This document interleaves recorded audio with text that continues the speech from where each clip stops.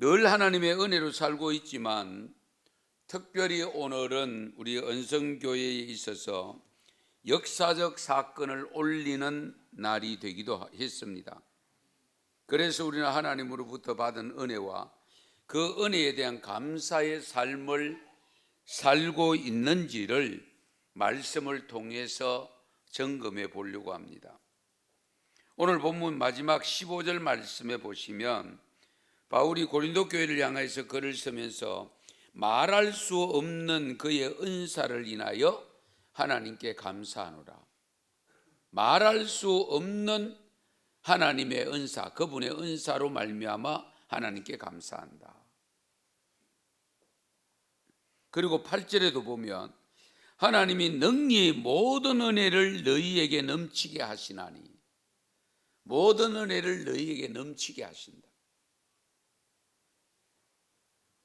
하나님이 모든 은혜를 우리에게 넘치게 하는 것을 경험하고 있습니까?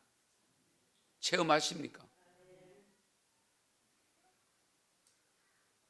그러면 모든 은혜를 받고도 은혜를 모르고 살고 있는 경우도 없지 않아 있습니다. 여러분이 받은 은혜, 지금까지 누리고 있는 은혜가 무엇입니까? 누구에게나 자랑할 수 있는 것, 간증할 수 있는 그 크신 하나님의 은혜, 어떤 은혜가 있는지 헤아려 보시면 좋겠습니다.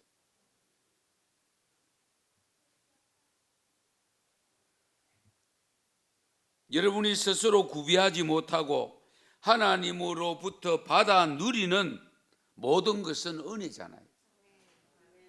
우리가 지금 호흡을 할 수 있다는 자체가 은혜입니다. 그렇잖아요. 그런데 이건 보편적인 은혜로 생각하다 보니까 이 은혜를 은혜인 줄을 망각하고 살 때가 많습니다. 정말 중요한 거잖아요. 일상적인 호흡이 됨으로 인해서 내가 생존하고 있는데,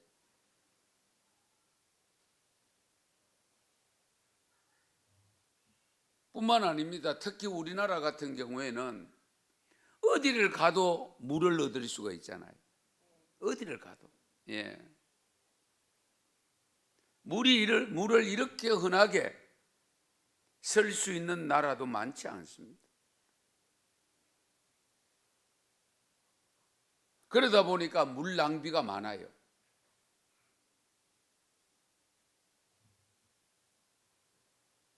분명히 물을 잠궈놓고 해도 될 텐데 이빨 닦는 동안 왜 물꼭지 틀어놓고 있는 분이 있어요. 예. 그 물의 소중함이나 귀중함을 잘 모르기 때문에 그렇죠. 그만큼 흔하게 쓰고 있다는 증거입니다.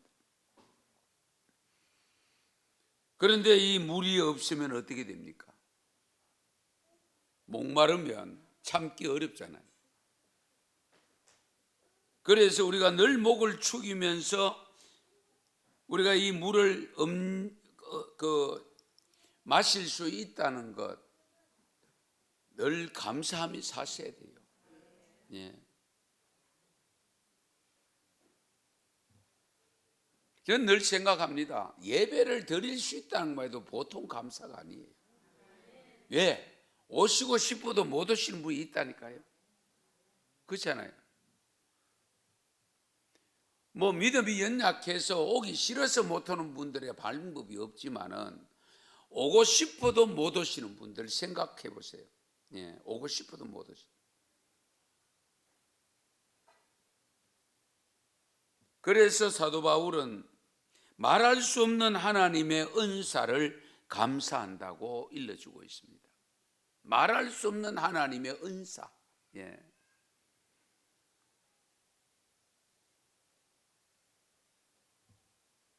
우리는 지난 한 주간 특별 새벽 기도를 가지면서 고린도전서 15장 10절 말씀, 모든 것이 하나님의 은혜입니다 하는 것을 주제로 해서 한 주간 말씀을 나누었습니다. 은혜가 많지만은 몇 가지 지목해서 은혜를 살펴봤는데요. 하나님의 말씀이 성경을 주신 은혜, 선택받은 은혜, 구속함을 받은 은혜, 사명과 직분을 받은 은혜, 교회를 주신 은혜, 그리스도의 탄생함을 허락하신 은혜. 은혜 아닌 게 없잖아요. 하나님의 은혜는 정말 만 가지입니다. 만 가지. 모든 것이 은혜입니다. 청량할 수가 없습니다. 그럼에도 불구하고 크게 나누면 한 두 가지로 나누어 볼 수 있습니다. 하나는 우리를 택하여 주셔서 구원해 주신 은혜입니다. 택하여 주신 것. 내가 택함 받는다. 별거 아닌 것 같죠? 대단히 중요합니다. 우리를 선택하신 하나님은 언제부터 선택했었느냐? 만세 전부터 선택했대요. 만세 전부터. 고린도전서 2장 7절에 보면은 만세 전에 우리를 택했다고 했습니다. 에베소 1장 4절에 보면 창세 전에 선택했다고 했고요. 데살로니가 후서 2장 13절에는 처음부터 너희를 선택했다. 갈라디아서 1장 15절에 보면 내 어머니의 태로부터 나를 택정하시고, 요한복음 15장 16절에는 너희가 나를 택한 것이 아니고 내가 너희를 선택했다. 할렐루야. 하나님이 먼저 우리를 선택했대요. 내가 먼저 하나님을 선택한 게 아니고, 하나님이 선택해 주셨는데 다만 내가 그 다음에 응답한 거죠. 왜? 선택을 지금 뿌리치고 있는 사람이 얼마나 많습니까?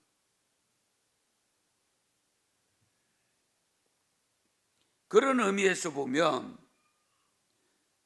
정말 우리가 이 선택되어진다는 것이 중요합니다. 여러분, 작은 물건 하나 사도 그냥 사는 법이 없어요. 요즘은 진열이 잘 됩니다. 인터넷 안에 들어가서도 상품 진열한 거 다 보고,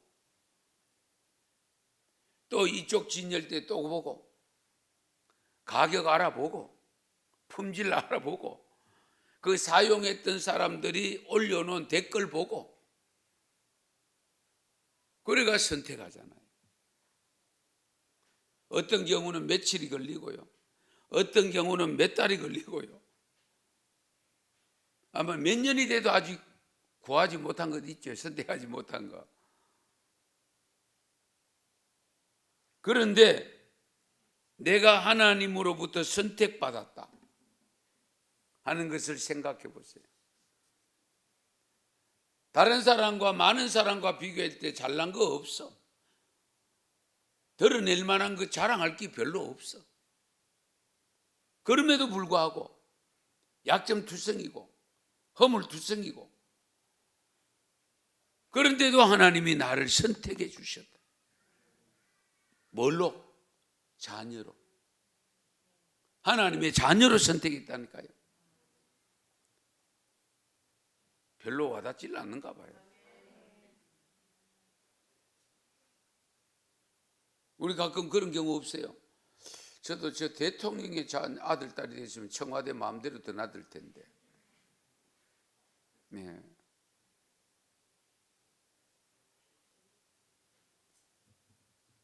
우리가 마음 놓고 구할 수 있고, 또 하나님의 허락하면 받을 수 있고 하는 그분의 자녀가 되었다.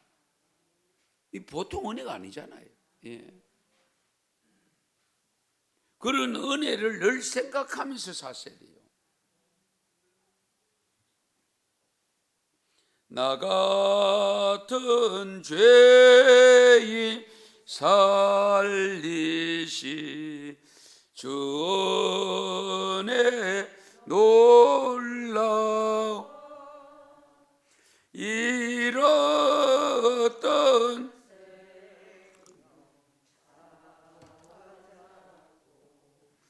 광명을 얻었네. 할렐루야. 나 같은 죄의 살리시 그 주원에 놀라와 잃었던 생명 찾았고 광명을 얻었는데 어찌 그냥 있을 수 있겠어요? 감사하며 은혜 갚는 삶을 살아야 되겠죠. 그리고 우리 두 번째 은혜는요, 우리를 여기까지 인도해 주신 은혜입니다. 여기까지 인도해 주신 은혜.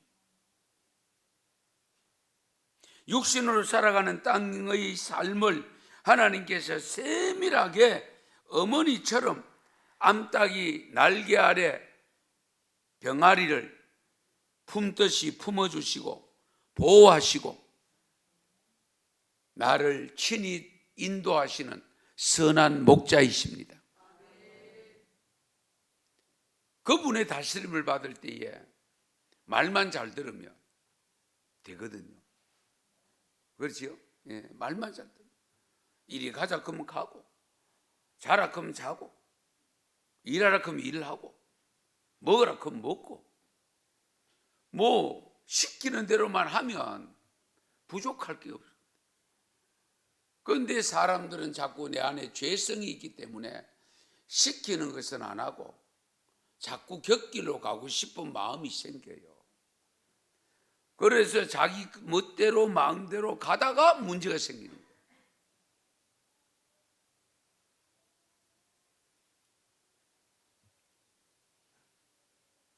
여러분, 비단길 같은 좋은 길일수록요 조심해야 됩니다. 왜? 너무 마음 놓고 다니거든. 험한 길은 마음 놓고 못 다니잖아요. 조심하잖아요. 그러면 그 험한 길에서 문제가 잘 안 생깁니다. 오히려 안전하다고 생각되는 곳에서 문제가 생깁니다. 차량 사고도 물론 겉커브길이라든지 이런 데가 문제가 되지만은 주로 인사사고는 어디 있느냐? 늘 사람들이 많이 다니고 평길에서 사고 나지. 그렇잖아요. 조심을 그만큼 덜 하게 됩니다.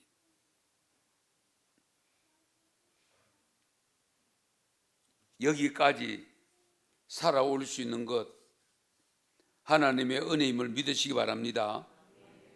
6.25 동란 피난 시절에 어느 교회에서 감사주의를 지키면서 하나님으로부터 받은 은혜를 나누는 예배 시간에 저마다 받은 은혜를 이야기할 때 어느 청년이 일어나서 고백한 내용이 이렇습니다. 저는 아무것도 가진 것도 없고 자랑할 것은 없습니다. 부모님은 폭격에 세상을 떠났고 하나밖에 없던 형님은 전사했습니다.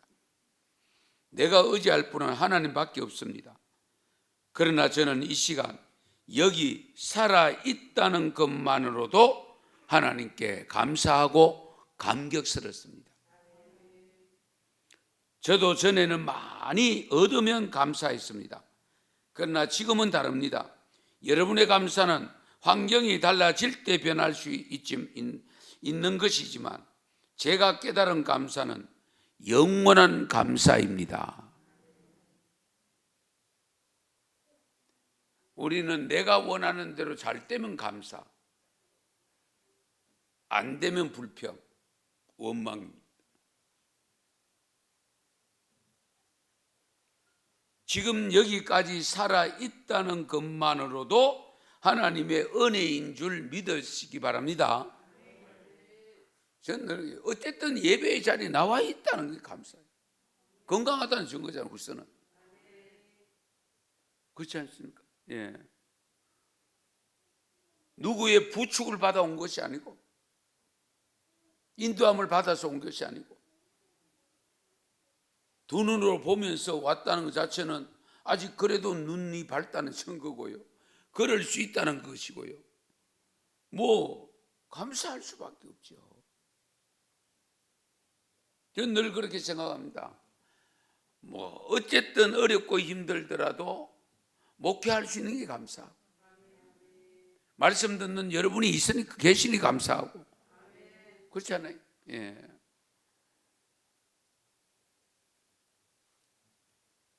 우리가 은혜를 헤아리면 감사가 절로 나올 수밖에 없어요. 그런데 은혜를 헤아리지 못하면 감사가 되지 않습니다. 그래서 여러분 늘 받은 은혜를 생각하셔야 돼요.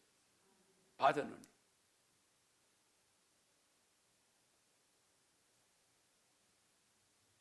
추수감사절날 제가 그럼에도 불구하고 감사 내용을 마지막에 밝혔습니다마는 여러분도 감사일기장은 써볼 필요가 있습니다.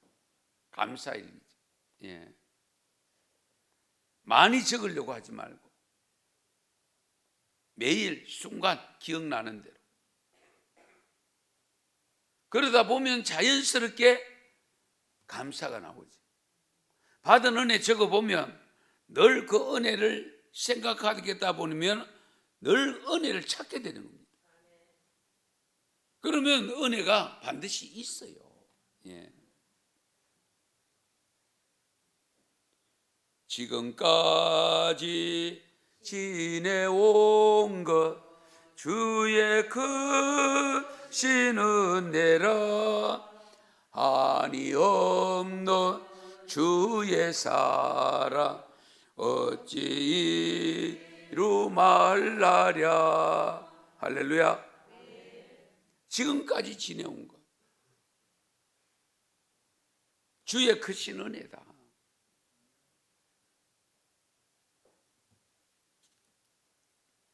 여러분들도 하나님의 자녀로 부름받고 직분받아서 하나님께서 주신 일을 감당하며 하루하루를 살아가고 있습니다.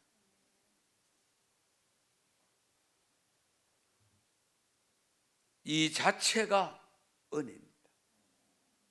하루하루 살아가는 자체가. 예. 지금까지 보호해 주시고 지켜주시고 살아오게 하신 하나님이 앞으로도 지켜주시고 보호해 주실 것을 믿으면서 감사하셔야 돼요. 예.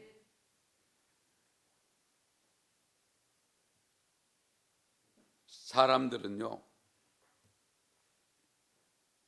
결국은 버리게 되고요 떠나게 됩니다. 사람을 믿으면 불안합니다. 부모도 떠나잖아요. 사랑하는 자식도 가슴에 묻는 경우가 발생하잖아요. 천년만년 살 것 같은데 부부관계도 같이 세상을 떠나는 경우는 사고사가 아니면 거의 없습니다. 누가 먼저 가도 먼저 갑니다. 친구도 마찬가지고. 그러나 내 주와 맺은 언약, 주님은 영원한 저와 여러분을 지켜주신다고 약속을 하고 있습니다.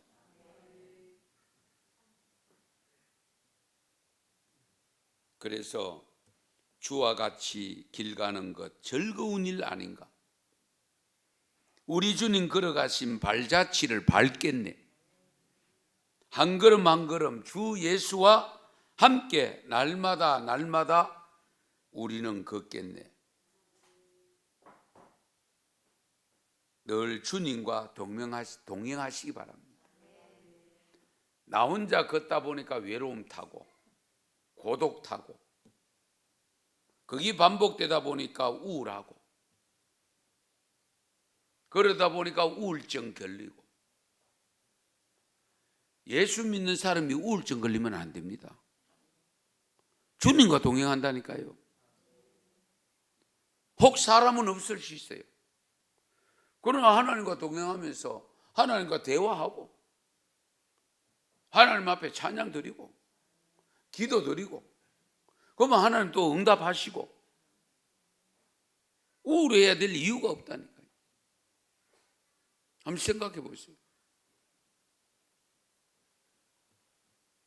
대화할 상대가 없다? 아닙니다. 여러분. 내가 상대방을 안 찾으니까 문제지. 주님은 언제든지 찾아오기를 기다리고 계시잖아요.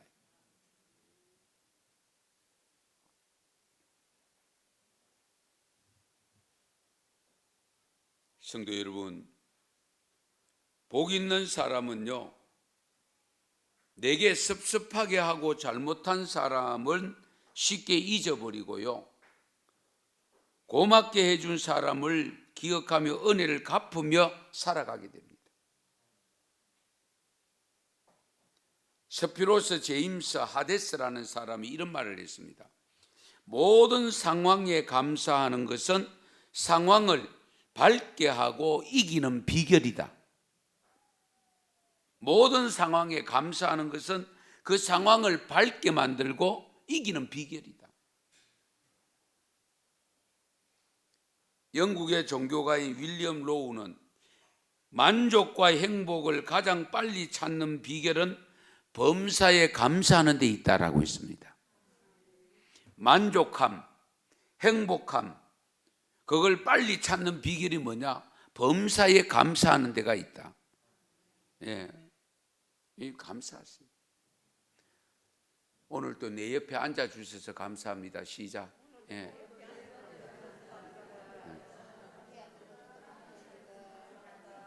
뒤를 한번 돌아보세요. 앞뒤로.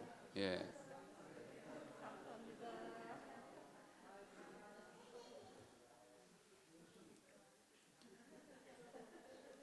이 보통 인연이 아니라니까요. 한번 생각해 보세요.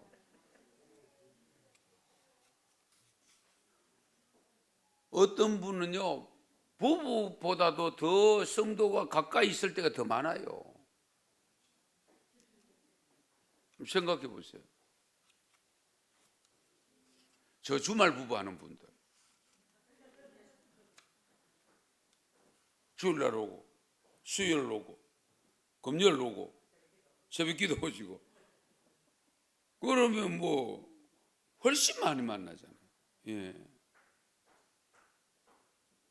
그래서 어쨌든 우리가 이런 관계 설정 속에서 맺어진 관계 잘 선용하셔야 됩니다. 예. 행복하게 살아갈 수 있고 아름답게 살아갈 수 있는 관계거든요. 예.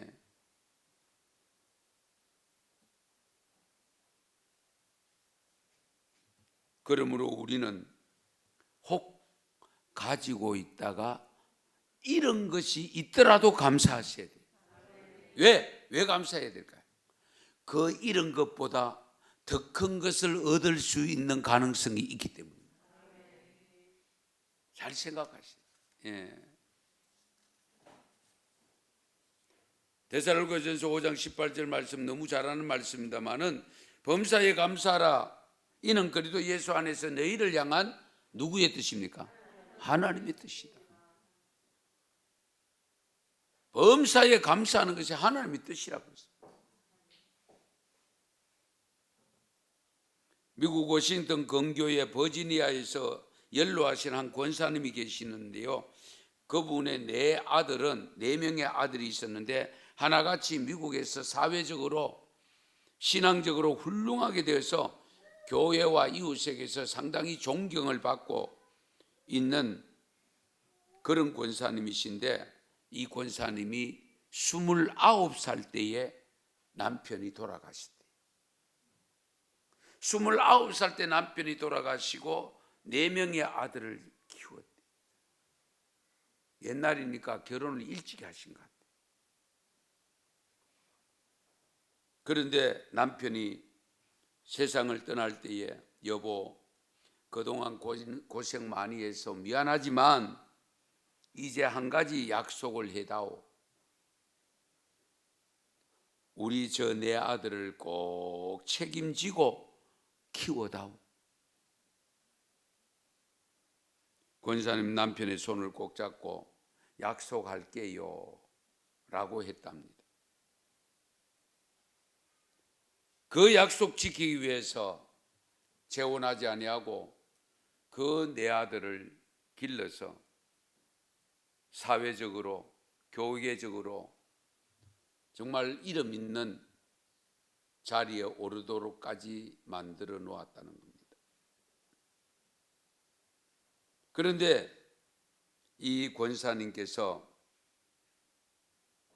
믿음밖에 없는 젊은 과부로서 살아오면서 온갖 고생을, 한번 생각해, 29에 내 아들을 데리고 혼자 산다고 생각해 보세요.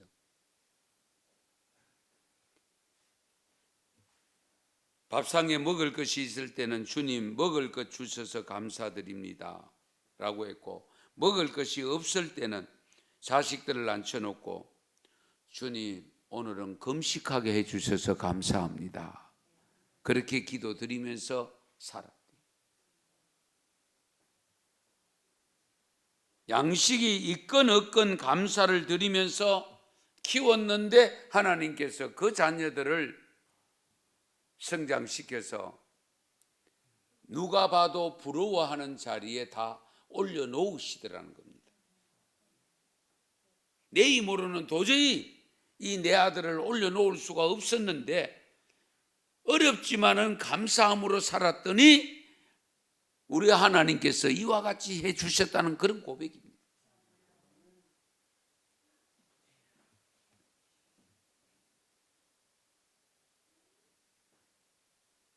KBS 방송국 뉴스 앵커로 유명한, 혹시 여러분 아시는지 김준석 씨 알아요? 조금은 오래됐습니다마는 2000년 12월 24일 성탄절 전날에 처음으로 아내가 다니던 서울 우리 교단입니다. 강북 제1교회에 출석을 했습니다. 하나님이 존재하신다는 것을 인정하면서도 무신론자로 살았다고 했습니다. 둘째 아들이 그 당시입니다. 7년 전에 재생불량성 빈혈, 일종의 백혈병에 걸렸대요. 그 백혈병에 걸린 아들을 두고 아내가 믿음으로 기도하는 기도 소리를 옆에서 계속 들었대요. 그러면서 아내의 신앙을 보고 자기도 마음을 굳히고 다시 하나님을 찾게 되었노라 하면서 그 간정에 이런 글이 있습니다. 동남풍아 불어라, 서북풍아 불어라, 가시밭에 백합화 예수향기 날리는데 내게 무슨 걱정이 있으리요. 항상 하나님이 불꽃 같은 눈동자로 나를 지켜주시네. 이런 고백의 글을 적었답니다. 뒤에 보면 더욱 중요한 고백이 있는데요. 이 김준석 성도가 신앙의 정의하기를, 신앙이란 아무리 이유가 없는 것이라고, 아무런 이유가 없는 것이라고 생각합니다. 잘 들으세요. 신앙이란 아무런 이유가 없는 것, 그게 신앙이란. 그러니까 따지지 않는다는 겁니다. 우리가 흔히들 묻지 말라고 있잖아요. 네? 믿음이 뭐냐? 아무런 이유가 없는 것, 이유나 조건이 없이 그냥 받는 것이 믿음이다. 그냥 믿어요. 자꾸 우리는 어떻게, 특히 남자들은요, 이성적인 판단을 가지고 따지고 묻습니다. 그냥 믿으면 되는데. 그러니까 믿음이 어렵죠.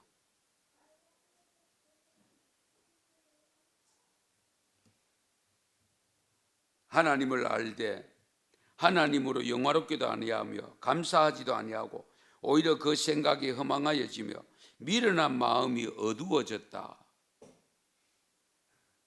로마서 1장 21절 말씀인데요. 사실은 지금 세월이 흐를수록 우리에게도 감사가 점점 줄어들고 은혜를 생각하는 그 은혜의 느낌이나 은혜의 양, 이런 것들도 점점 줄어드는 것이 현실입니다. 그 은혜의 양이 줄다 보니까 자연스럽게 반대로 나오는 것이 불평과 원망입니다. 요즘 그렇잖아요. 여러분 자녀 손들 감사할 줄 몰라요. 왜? 어렵고 누려야 될 거니까. 엄마 아버지는 해줘야 되고 나는 받아야 되고.